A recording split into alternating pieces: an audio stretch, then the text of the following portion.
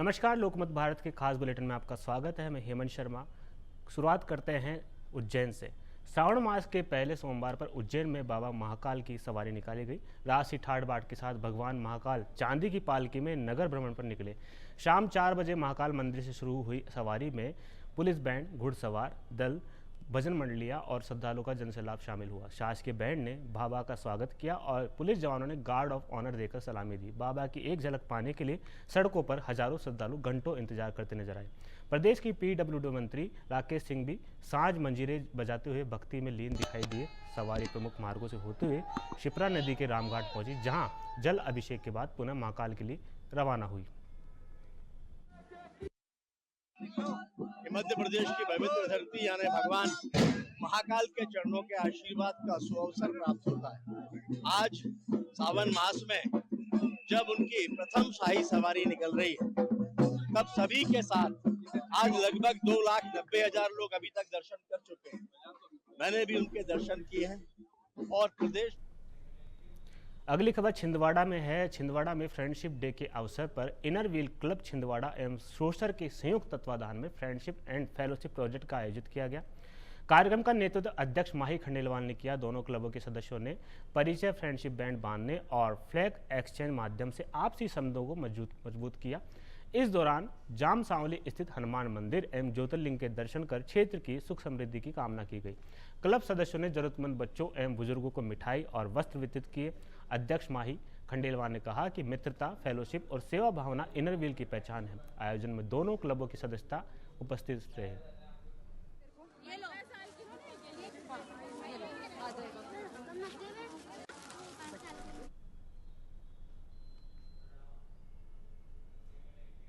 दतिया उपचुनाव में कांग्रेस की जीत पर शाजापुर में कांग्रेस कार्यकर्ताओं ने उत्साह के साथ विजय जश्न मनाया। इस दौरान पदाधिकारियों और कार्यकर्ताओं ने ढोल की थाप पर नाचकर खुशी जाहिर की तथा आतिशबाजी कर कांग्रेस के समर्थन में जयकारे लगाए। जिला कांग्रेस अध्यक्ष नरेश्वर प्रताप सिंह ने कहा कि यह जीत कांग्रेस के सभी कार्यकर्ताओं और युवाओं की मेहनत का परिणाम है। उन्होंने इसे भाजपा के अहंकार की हार बताते हुए कहा कि देश और प्रदेश में कांग्रेस के पक्ष में माहौल बन रहा है और आने वाले समय में कांग्रेस को लगातार सफलता मिलेगी। ये आम जनता की जीत है, कांग्रेस के आम कार्यकर्ता की जीत है और भारतीय जनता पार्टी के अहंकार की हार है। जिस प्रकार से भारतीय जनता पार्टी का नेतृत्व मध्य प्रदेश में और दिल्ली में लगातार अहंकार की भाषा बोल रहा है, लगातार छात्रों पर दमन कर रहा है, लगातार विद्यार्थियों पर दमन कर रहा है, लगातार किसानों पर दमन कर रहा है। आज किसानों की, छात्रों की, विद्यार्थियों की और आम जनता की जीत। 108 एम्बुलेंस सेवा की बदहाल व्यवस्था के विरोध में आम आदमी पार्टी ने जिला अस्पताल परिसर में अनिश्चितकालीन धरना शुरू कर दिया है। पार्टी कार्यकर्ताओं ने 5 सूत्रीय मांगों को लेकर प्रदर्शन करते हुए आरोप लगाया कि एम्बुलेंस सेवा में लापरवाही के कारण एक युवक की जान चली गई। वहीं एक प्रसूता से अवैध वसूली का मामला भी सामने आया है। आप नेताओं का कहना है कि उप मुख्यमंत्री के संज्ञान लेने के बाद भी जिम्मेदारों पर कार्रवाई नहीं हुई है। प्रदर्शनकारियों ने दोषियों के खिलाफ FIR दर्ज करने और 108 एम्बुलेंस व्यवस्था में तत्काल सुधार की मांग की है। देखिए, अभी जैसे सबसे गंभीर मुद्दा 108 एम्बुलेंस से शुरू हुआ है कि 4 दिन पहले 108 एम्बुलेंस में ऑक्सीजन की कमी के कारण एक नवयुवक की जान चली गई है।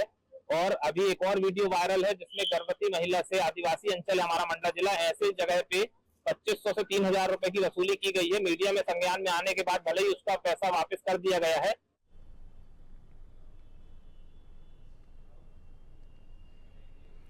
अगली खबर धार से है। धार जिले के कुक्षी क्षेत्र स्थित प्राचीन तीर्थ कोटेश्वर में श्रद्धालुओं की सुविधा के लिए ऐतिहासिक गति से भव्य घाट निर्माण का कार्य पूरा किया गया है।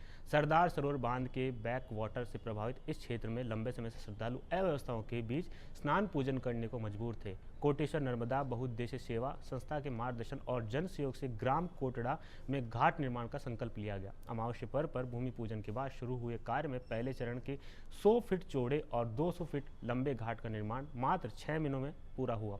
इसमें 51 सीढ़ियां और 6 चबूतरे तैयार किए गए हैं। अब श्रावण मास में कांवड़ियों और श्रद्धालुओं को मां नर्मदा में सुरक्षित एवं सुविधाजनक स्नान पूजन की सुविधा मिलेगी।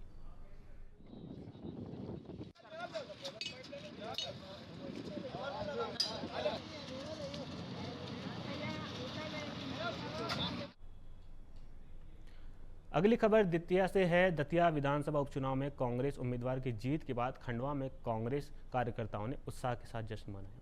शहर कांग्रेस अध्यक्ष प्रतिभा रघुवंशी के नेतृत्व में गांधी भवन से गणेश मंदिर तक पैदल मार्च निकाला गया। कार्यकर्ताओं ने भगवान गणेश के दर्शन कर प्रदेश में कांग्रेस की मजबूती की कामना की। इस दौरान रास्ते में आतिशबाजी की गई और घंटाघर चौराहे पर कार्यकर्ताओं ने एक दूसरे को मिठाई खिलाकर खुशियां जताई।